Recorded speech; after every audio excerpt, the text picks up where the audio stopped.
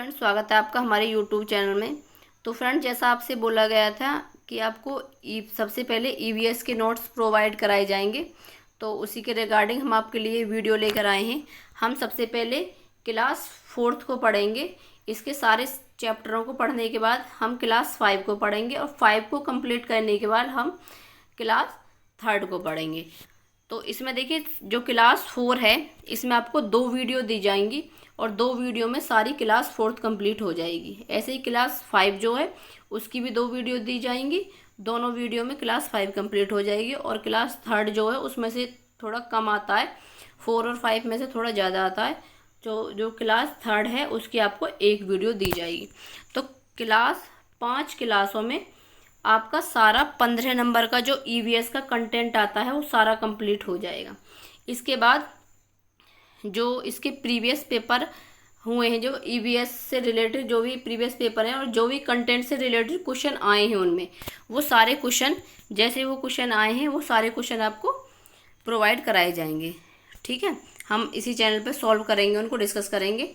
और इसके बाद आपकी जो पेडागोजी है ईवीएस की, वो पेडागोजी सॉल्व कराई जाएगी और साथ ही उसके जो प्रीवियस पेपर हैं वो कराए जाएंगे।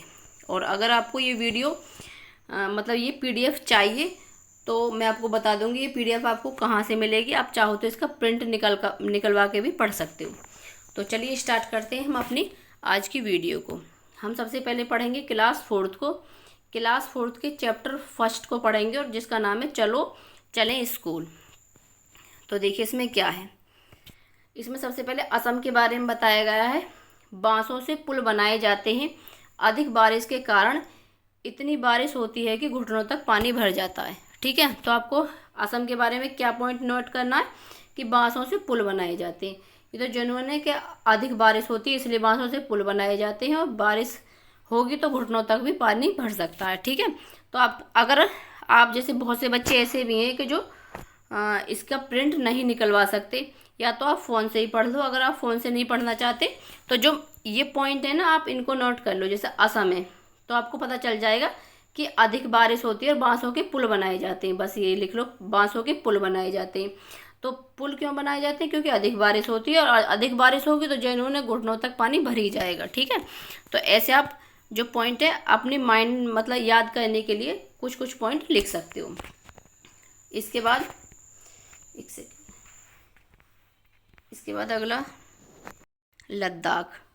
लद्दाख ट्रॉली से नदी पार करते हैं। लकड़ी से बना झूला, उसको बोला जाता है ट्रॉली। ट्रॉली लोहे की रस्सी की सहायता से उस पार जाती है, यानी कि एक कोने से दूसरे कोने तक बंधी हुई होती है लोहे की रस्सी से, और वो इधर उधर जाती हैं उसी से, ट्रॉली से। ठीक है, इसके बाद केरल। केरल के कुछ भागों में बच्चे पानी को पार करने के लिए बल्लम, बल्लम बोला जाता है लकड़ी की बनी छोटी नाव में बैठकर स्कूल जाते हैं। इसके बाद राजस्थान। ऊंट गाड़ी में बैठकर स्कूल जाते हैं। इसके बाद जुगाड़। जुगाड़ होता है आगे से मोटर बाइक और पीछे से लकड़ी के फट्टों से बनी होती है। जुगाड़ पुराने बचे सामान से बनता है। आपने देखा भी होगा जुगाड़। ठीक है, इसके बाद देखते हैं हम उत्तर की पहाड़ियाँ। अत्यधिक बर्फ पड़ती है। उत्तर की पहाड़ियों में क्या होता है? अत्यधिक बारिश पड़ती है। इसके बाद आगे उत्तराखंड में क्या होता है? उत्तराखंड में ऊबड़ खाबड़ पथरीले रास्ते हैं। इसके बाद देखते हैं हम अपना अगला चैप्टर। ये तो हो गया आपका फर्स्ट चैप्टर कंप्लीट। इसके बाद सेकंड। इससे अलग इस चैप्टर में से कुछ नहीं आएगा, ऐसा कुछ खास नहीं है इस चैप्टर में जो इससे अलग कुछ आ जाए। ये सारे पॉइंट मैंने नोट कर लिए। इसके बाद देखते हैं हम चैप्टर 2। देखिए ये हमारा चैप्टर 2। चैप्टर का नाम है कान कान में। पक्षियों के कान दिखते नहीं हैं लेकिन उनके सिर के दोनों तरफ छोटे छोटे छेद होते हैं। यह पंखों से ढके रहते हैं। इन्हीं छेदों की मदद से पक्षी सुनते हैं। छिपकली मगरमच्छ के छोटे छेद जैसे कान होते हैं लेकिन आसानी से दिखाई नहीं देते। इसके बाद अगला पॉइंट, जानवर की खाल पर डिजाइन उनके शरीर पर बाल होने के कारण होते हैं। अगला पॉइंट, हाथी गाय भैंस की खाल पर बाल होते हैं। ये हाथी हो गया, गाय और भैंस, इन तीनों की खाल पर क्या होते हैं? बाल होते हैं। अब देखिए पॉइंट इम्पोर्टेंट है। जिन जानवरों के कान दिखाई देते हैं उनके शरीर पर बाल होते हैं और वह बच्चे देते हैं, जैसे कि भैंस। जैसे जिन जानवरों के कान बाहर दिखाई देते हैं, तो भैंस के कान बाहर दिखाई देते हैं और उसके शरीर पर बाल भी होते हैं, और भैंस क्या देती है, बच्चा देती है। और जिन जानवरों के कान बाहर दिखाई नहीं देते, उनके शरीर पर बाल नहीं होते और वह अंडे देते हैं, जैसे कि कबूतर हो गया, चिड़िया हो गई। बहुत साल पहले धरती पर डायनासोर थे, लेकिन अब नहीं। ठीक है, तो ये हमारा कंप्लीट हो गया चैप्टर 2। इसके बाद चैप्टर 3 देखिए। चैप्टर 3 है हमारा, चैप्टर का नाम है नंदू हाथी। एक बड़ा हाथी एक दिन में 100 किलोग्राम से ज़्यादा पत्ते और झाड़ियाँ खा लेता है। हाथी बहुत कम आराम करता है। यह एक दिन में केवल 2 से 4 घंटे ही सोता है। तो 2 से 4 घंटे सोते हैं हाथी, और एक दिन में 100 किलोग्राम से भी ज़्यादा पत्ते और झाड़ियाँ खा लेते हैं। ठीक है, इसके बाद हाथी को पानी और कीचड़ से खेलना बहुत भाता है। इससे उसके शरीर को ठंडक मिलती है। वैसे उसके कान भी पंखों की तरह होते हैं। गर्मी लगने पर हाथी अपने कान हिलाकर हवा करते हैं। तो ये पंखों नहीं, यहाँ पे पंखे की तरह होते हैं। ठीक है, तो ये हो गया हाथी के बारे में। इसके बाद 3 महीने के हाथी का वजन 200 किलोग्राम होता है। तो देखिए, सीटेट इस पॉइंट में बहुत कन्फ्यूज़न करता है। ये पॉइंट मतलब बदल के लिख देते हैं, जैसे कि एक बड़ा हाथी एक दिन में 100 किलोग्राम से भी ज़्यादा पत्ते और झाड़ियाँ खा लेता, तो यहाँ पे लिख देंगे वो 200 ग्राम। और 3 महीने के हाथी के बच्चे का वजन जो होता है वहाँ 200 लिखा हुआ, तो यहाँ पे लिख देंगे 100। तो ऐसे उलटफेर करते हैं, तो उसमें से हो सकता है आपको छांटना हो कि इनमें से हाथियों के बारे में क्या सही है। तो ऐसे इन पॉइंटों को उलटफेर करके लिख देते हैं। तो आपको याद रखना है 3 महीने के हाथी का वजन कितना होता है, 200 किलोग्राम, और हाथी एक दिन में कितने पत्ते और झाड़ियाँ खा लेता है, 100 किलोग्राम। तो इसके बाद अगला पॉइंट देखते हैं। हाथियों के झुंड में केवल हथनियाँ और बच्चे ही रहते हैं। झुंड की सबसे बुजुर्ग हथनी ही पूरे झुंड की नेता होती है। एक झुंड में 10 से 12 हथनियाँ और बच्चे होते हैं। हाथी 14-15 साल तक ही इस झुंड में रहते हैं, फिर वे झुंड छोड़कर चले जाते हैं और क्या रहते हैं, अकेले रहते हैं। तो ये पॉइंट याद करना है। एक झुंड में 10 से 12 हथनियाँ और बच्चे रहते हैं, और हाथी केवल उस झुंड में 14-15 साल तक ही रहते हैं। इसके बाद अगला पॉइंट, हाथी परेशानी आने पर एक दूसरे की मदद करते हैं। अपने बच्चों की देखभाल और सुरक्षा के लिए एक दूसरे का साथ देते हैं। तो ये तो हो गया चैप्टर 3। इसके बाद चैप्टर 4 देखिए, ये हमारा चैप्टर 4। चैप्टर 4 का नाम है अमृता की कहानी। चैप्टर 4, तो इसमें पॉइंट है हमारा पहला पॉइंट, राजस्थान में जोधपुर के पास खेजड़ली गांव में खेजड़ी के पेड़ों को बचाने के लिए 300 से भी ज़्यादा लोगों ने अपनी जान दे दी। तो ये 300 याद रखना है आपको। यह करीब 300 साल पुरानी बात है। तो 300 से ज़्यादा लोगों ने जान दे दी, और 300 साल पुरानी बात है। और यहाँ के लोग जो विश्नोई कहलाते हैं, पेड़ों और जानवरों की रक्षा करते हैं। रेगिस्तान में होते हुए भी यह इलाका हरा भरा है। यहाँ पे होते हुए भी है, ठीक है, ये पॉइंट मिसप्रिंट है। यह इलाका हरा भरा है, जानवर यहाँ बिना किसी डर घूमते हैं। तो ये पहला पॉइंट है। देखिए, इस चैप्टर में से ये जैसा लिखा हुआ है ऐसा का ऐसा ही आ जाता है। तो ये चैप्टर काफ़ी इम्पोर्टेंट है, इसको अच्छे से देखें। ये देखिए, है कुछ नहीं, इसमें बस 2 ही पॉइंट हैं, और ये 2 पॉइंट ही काफ़ी इम्पोर्टेंट है। इसके बाद अगला पॉइंट है इसका दूसरा पॉइंट, खेजड़ली। यह पेड़ रेगिस्तानी इलाके में खूब पाया जाता है। इसे ज़्यादा पानी की ज़रूरत नहीं होती। इस पेड़ की छाल दवा के काम आती है, और इसकी लकड़ी को कीड़ा भी नहीं लगता। इस पेड़ की फलियों की सब्जी बनाई जाती है। इसकी पत्तियां वहां पर रहने वाले जानवर खाते हैं, और इसकी छाया में तुम जैसे बहुत से बच्चे खेलते हैं। तो ये हो गया हमारा चैप्टर 4। इसके बाद चैप्टर 5, ये हमारा चैप्टर 5 देखिए। चैप्टर 5 है अनीता की मधुमक्खियाँ। इसमें है अनीता खुशवाहा एक चमकता सितारा, यानी गर्ल स्टार। चमकता सितारा क्या किसे बोलते हैं, गर्ल स्टार। चमकता सितारा उन साधारण लड़कियों की असाधारण कहानियाँ हैं जिन्होंने स्कूल जाकर अपनी ज़िंदगी बदल दी। अनीता मुजफ्फरनगर ज़िले के बोचाहा गांव में रहती है जो बिहार में है। इसके बाद अगला पॉइंट है इसका RTE अधिनियम 2009। यह 6 से 14 साल के सभी बच्चों को मुफ्त एवं अनिवार्य शिक्षा का अधिकार देता है। अगला पॉइंट इसका अक्टूबर से दिसंबर तक का समय मधुमक्खियों के अंडे देने का होता है। मधुमक्खियों को लीची के फूल बहुत लुभाते हैं, इसलिए बिहार में लोग शहद बनाने का काम करते हैं। तो ये अक्टूबर से दिसंबर तक का समय याद रखना है आपको। और मधुमक्खियों को किसके फूल लुभाते हैं? लीची के। ठीक है। इसके बाद अगला पॉइंट, लीची के फूल फरवरी में खिलते हैं। अगला पॉइंट, एक मधुमक्खी पालने के बक्से की कीमत 2000 रुपये थी। देखिए ये पॉइंट है ना, मैथ में आ गया था ये क्वेश्चन, कि ऐसे ही पूछ लेता कि एक मधुमक्खी पालने के बक्से की जो कीमत है वो 2000 रुपये है और उसमें इतने किलो शहद आ जाता है और 1 किलो शहद की इतने रुपये हैं, तो बताइए कितने रुपये बैठेंगे, ऐसे पूछा गया था। तो ये पॉइंट भी देख लो आप एक बार। एक मधुमक्खी पालने के बक्से की कीमत 2000 रुपये थी। मीठा घोल बनाने के लिए चीनी और छत्तों को साफ करने के लिए दवाइयाँ चाहिए। एक बक्से से लगभग 12 किलो शहद मिल जाता है। 1 किलो शहद के 35 रुपये मिलते हैं किसको? अनीता को। तो ये पॉइंट भी आया था सीटेट में। इसके बाद अगला पॉइंट, हर छत्ते में एक रानी मधुमक्खी होती है जो अंडे देती है। छत्ते में कुछ नर मक्खियाँ भी होती हैं। छत्ते में बहुत सारी काम करने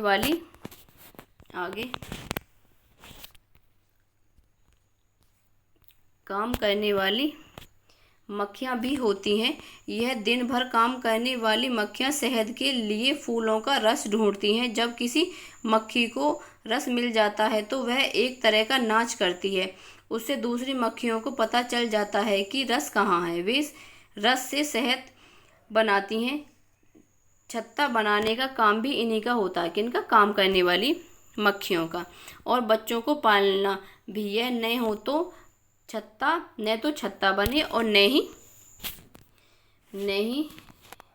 ही शहद इकट्ठा हो। शहद के बिना छत्ते की सारी मधुमक्खियां भूखी ही रह जाती और जो नर मधुमक्खी जो होती है वो छत्ते के लिए कुछ खास काम नहीं करती।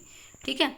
इसके बाद इसका अगला पॉइंट, मधुमक्खियों की तरह ही चींटियां भी मिलजुल कर रहती हैं। सभी चींटियों का काम बटा होता है। रानी चींटियां अंडे देती हैं, सिपाही चींटी बिल का ध्यान रखती हैं और काम करने वाली चींटियां भोजन ढूंढकर बिल तक लाती हैं।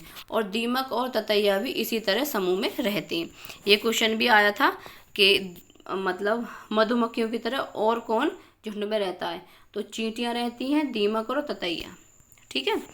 इसके बाद ये तो हो गया हमारे चैप्टर 5। इसके बाद चैप्टर 6। देखिए 6 जो चैप्टर है वो एक ही चैप्टर है। ये हमारा 6 से लेकर 8 तक, 6, 7 और 8 एक ही चैप्टर है जिसका नाम है ओमना का सफ़र।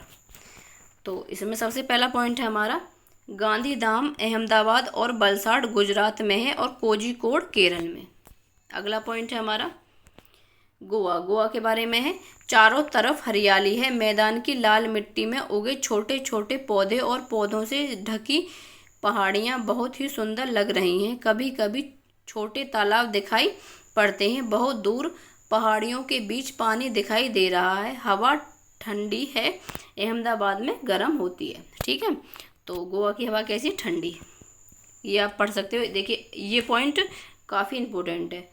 गोवा में केरल तक के रेल के रास्ते में 92 तो सुरंगें हैं और 2000 पुल हैं। ठीक है। तो ये पॉइंट आपको ध्यान में रखना है। वैसे तो ऊपर वाला भी पॉइंट काफ़ी इंपॉर्टेंट है, ये भी आपको याद रखना है। ये सारे पॉइंट इंपॉर्टेंट है, लेकिन कुछ पॉइंट ऐसे हैं जो आपको याद करने हैं, कुछ पॉइंट आपको ऐसे ही एक बार फेरने में याद आ जाएंगे। इसके बाद अगला कुछ पॉइंट हम देखते हैं। यह सुरंगें पश्चिमी घाट पर्वत पर स्थित हैं। अगला पॉइंट, अगले पॉइंट में देखिए भाषा है और किस राज्य में बोली जाती है। ये है मलयालम केरल, कोंकणी गोवा, मराठी महाराष्ट्र, गुजराती गुजरात में, कन्नड़ कर्नाटक में और कुड्डुक झारखंड में।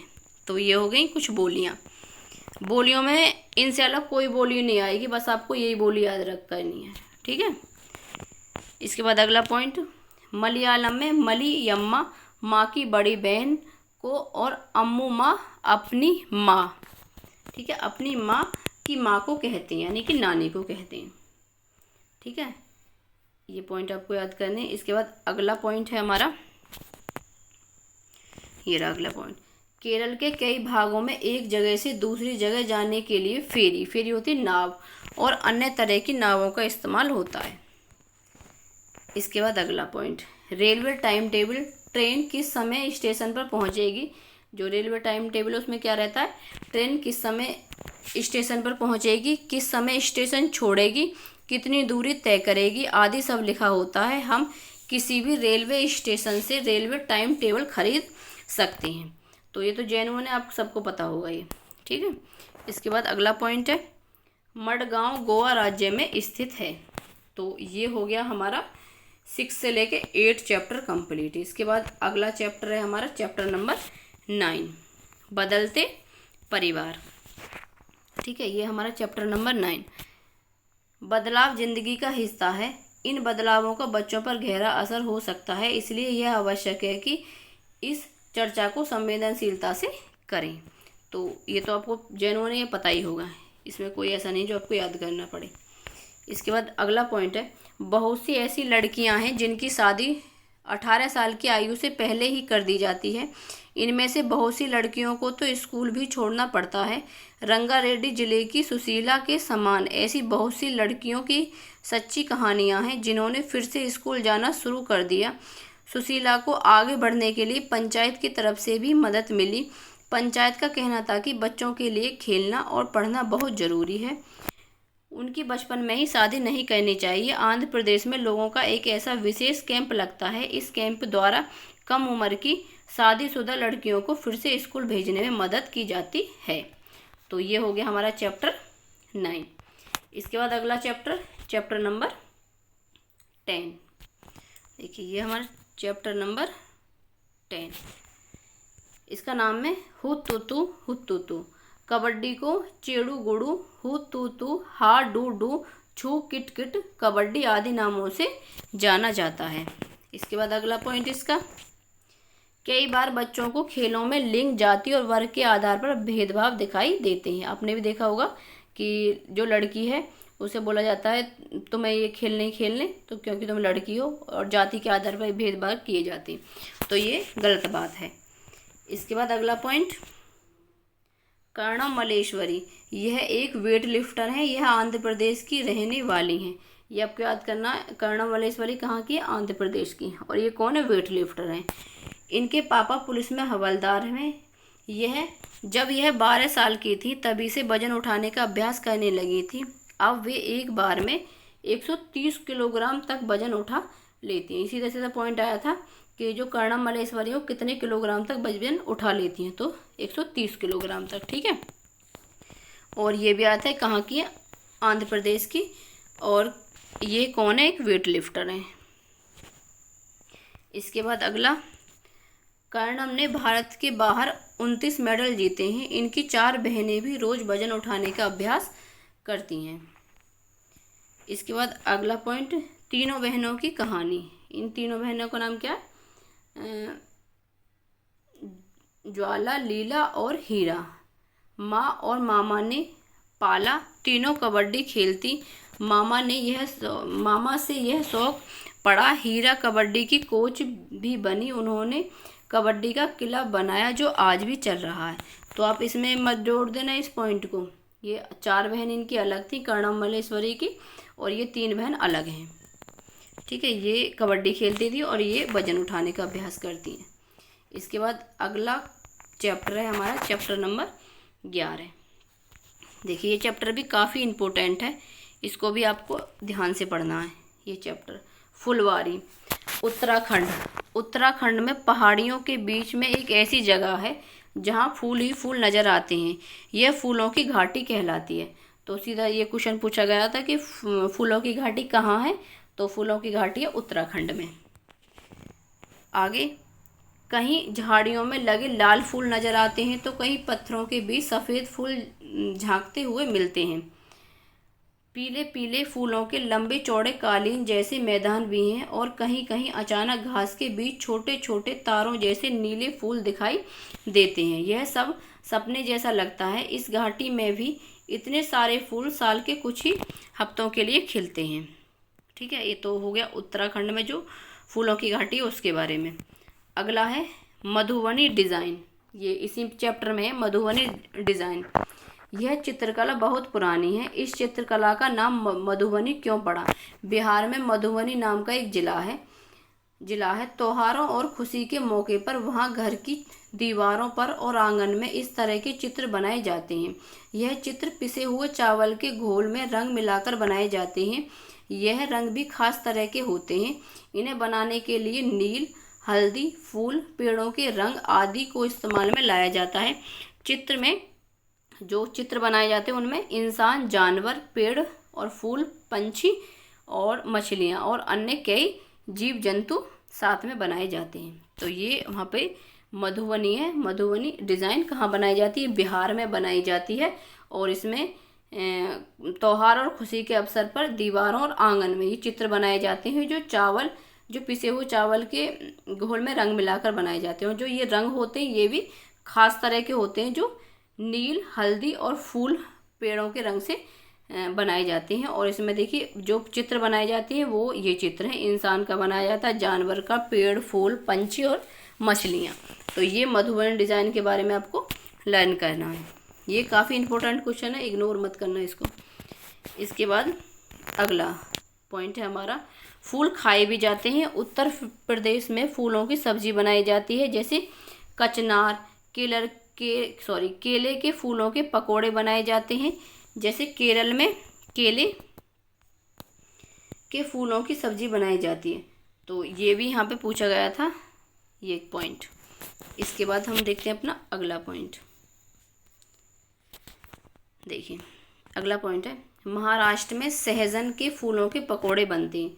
तो ये पॉइंट है कि सहजन के फूलों के पकोड़े कहाँ बनते हैं? महाराष्ट्र में। फलों की सालन चटनी बोला जाता है, तहरीदार सब्जी को बनाई जाती है। सॉरी, फलों की नहीं है, फूलों की आप, ठीक है, मिस्टेक है। इसके बाद अगला, फूलों की दवा, मिठाई और लस्सी भी बनाई जाती है। बहुत से फूलों जैसे गुलदावरी, जीनिया से रंग भी बनाए जाते हैं। उन रंगों से कपड़े भी रंगे जाते हैं। ठीक है, अगला पॉइंट, गुलाब जल और ग्लिसरीन बराबर मात्रा में मिलाकर शीशी में भरकर रख दें। इसमें कुछ बूंद नींबू की डालो। इसके इस्तेमाल से सर्दियों में त्वचा नहीं फटती। अगला पॉइंट, इत्र की एक छोटी सी शीशी भी बहुत सारे फूलों से बनती है। अगला पॉइंट, उत्तर प्रदेश का कन्नौज जिला, ये पूछा गया था क्वेश्चन। उत्तर प्रदेश का कन्नौज जिला इत्र के लिए मशहूर है। यहाँ पर पास के इलाके से ट्रकों से भरकर फूल लाए जाते हैं। फिर इत्र, गुलाब जल और केवड़ा तैयार किया जाता है। कन्नौज में इस काम में हजारों लोग लगे हुए हैं। इसके बाद अगला पॉइंट, इत्र जो होता है फूलों का क्या होता है? शुद्ध अर्क होता है। तो ये हो गया हमारा चैप्टर 11। इसके बाद है हमारा चैप्टर 12। देखिए चैप्टर 12 का नाम है कैसे कैसे बदले घर। डेरा गाजी खान अब पाकिस्तान में।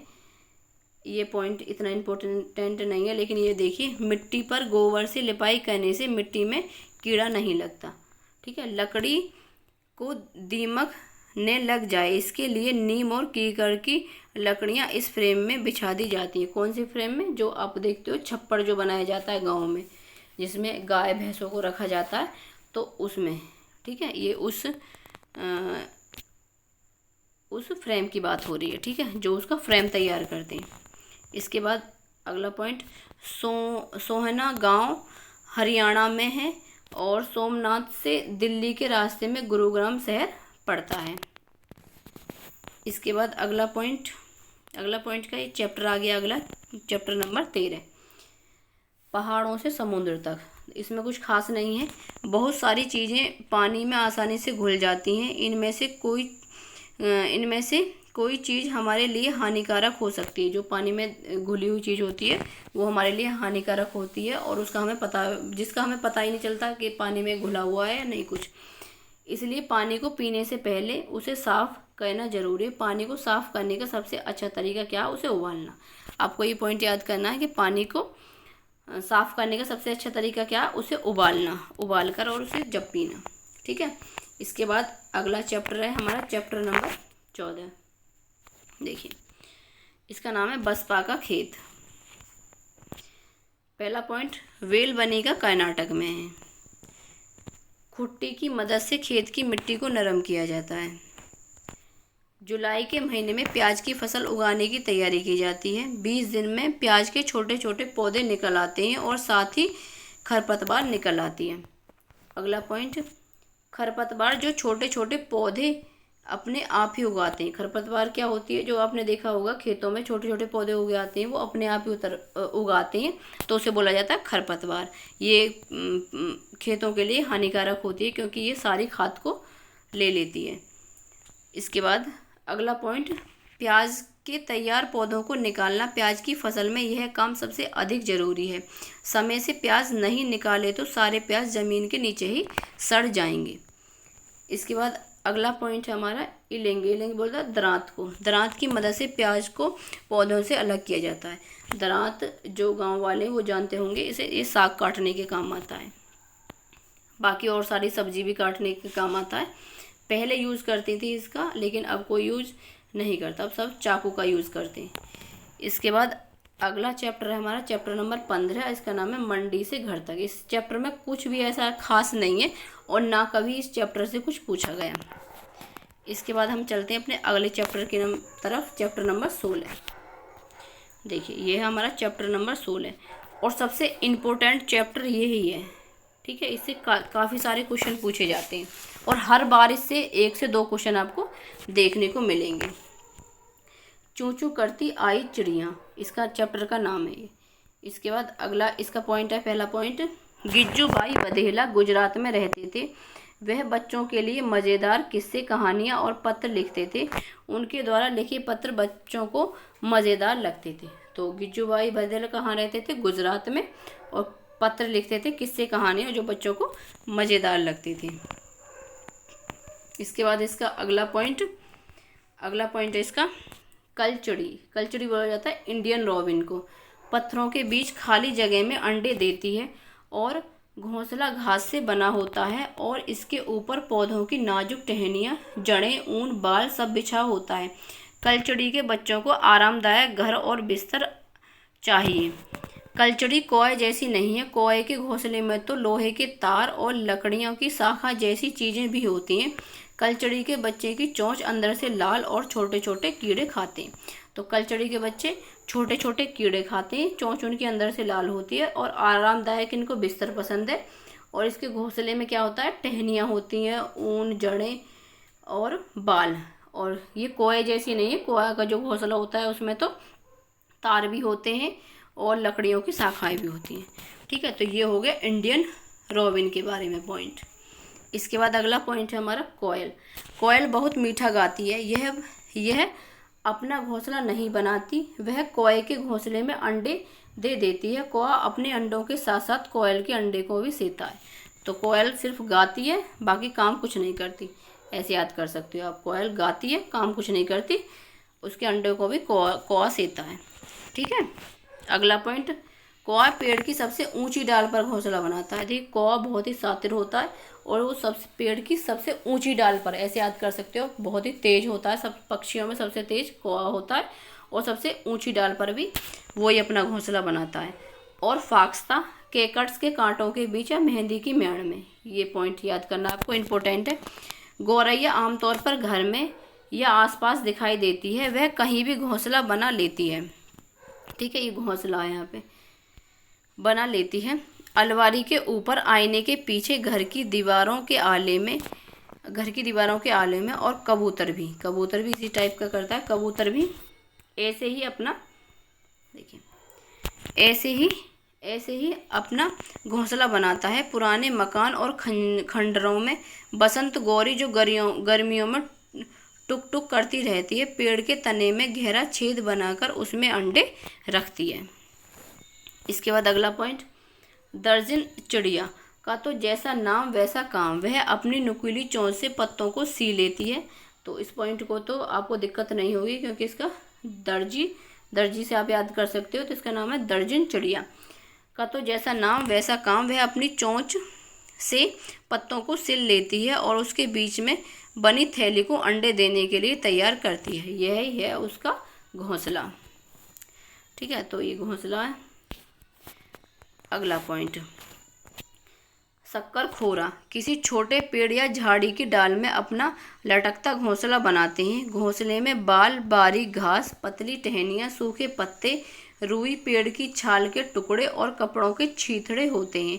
यहाँ तक कि मकड़ियों के जाले भी होते हैं। घोंसले के अंदर एक छोटा सा छेद भी होता है। तो ये होगा शक्करखोरा के बारे में। इसके बाद अगला पॉइंट, सभी नर बीवर पक्षी अपने घोंसले बनाते हैं। मादा बीवर उन सभी घोंसलों को देखती है, उनमें से जो उसे सबसे अच्छा लगता है उसमें ही वह अंडे देती है। तो यह है नर बीवर और मादा बीवर के बारे में। इसके बाद अगला पॉइंट, पक्षियों के कई दुश्मन हैं, मनुष्य और दूसरे जानवर भी। कौआ, गिलहरी, बिल्ली और चूहे मौका देखते ही अंडे चुरा लेते हैं। अगला पॉइंट, इन सब से बचकर रहना, खाना खोजना, घोंसला बनाना, अंडे सेना और बच्चों को पालकर बड़ा करना, यह हर एक पक्षी की परीक्षा होती है। ठीक है, इसके बाद आगे देखते हैं हम। आगे है थोड़ा सा और है, यह है बसंत गौरी पेड़ के तने में घोंसला बनाती है। अगला पॉइंट, घोंसले को छूने से पक्षी उसमें दोबारा नहीं आती। आपने देखा भी होगा, जब आप छोटे होंगे तो आपके मम्मी पापा बोलते होंगे कि इसको हाथ मत लगाओ, ये जो पक्षी इसमें दोबारा नहीं आएंगे। आपको पता नहीं, लेकिन हमारे साथ तो हुआ है। इसके बाद अगला पॉइंट, पक्षी केवल अंडे देने के लिए ही घोंसला बनाते हैं। जब अंडों से बच्चे निकल जाते हैं तो वह घोंसला छोड़कर उड़ जाते हैं। घोंसला छोड़कर पक्षी अलग अलग जगह चले जाते हैं, पेड़ों पर, ज़मीन पर, कहीं भी जा सकते हो। ठीक है, इसके बाद अगला पॉइंट, गाय के आगे के दांत छोटे होते हैं पत्तों को काटने के लिए। घास चबाने के लिए पीछे के दांत चपटे और बड़े होते हैं। ये चबाना है यहाँ पे। ठीक है, इसके बाद अगला पॉइंट, बिल्ली के दांत नुकीले होते हैं जो मांस फाड़ने और काटने के काम आते हैं। सांप के दांत होते तो नुकीले हैं, पर वह अपने शिकार को चबाकर नहीं बल्कि पूरा ही निगल जाता उसे। इसके बाद अगला, ये काफ़ी इंपॉर्टेंट पॉइंटर कई बार पूछा है, गिलहरी के दांत हमेशा बढ़ते रहते हैं। दांतों से काटने और कुतरने के कारण इसके दांत घिसते रहते हैं। इसके बाद अगला चैप्टर है नंदिता मुंबई में, यह है चैप्टर नंबर 17। तो इस चैप्टर में भी कुछ खास नहीं है, तो इसलिए मैंने कोई पॉइंट इसमें नहीं रखा। तो फ्रेंड, ये थी आज की हमारी वीडियो। देखिए, इस वीडियो को बनाने के लिए बहुत मेहनत लगी है, इसको टाइप करना और इसके नोट्स तैयार करना। और अगर आपको देखिए वीडियो पसंद आई हो तो वीडियो को लाइक ज़रूर करें और चैनल को सब्सक्राइब कर लें, ताकि मैं जो भी वीडियो डालूँ वो आप तक पहुंच सके। इससे रिलेटेड अब आपको सेकंड पार्ट मिलेगा इसका, जो चैप्टर नंबर 18 से स्टार्ट होगा, और बाकी इसके सारे प्रीवियस पेपर कराए जाएंगे आपको। तो इसलिए आप अपने चैनल को सब्सक्राइब कर लें। बाकी मिलते हैं एक नई वीडियो में। Thank you for watching.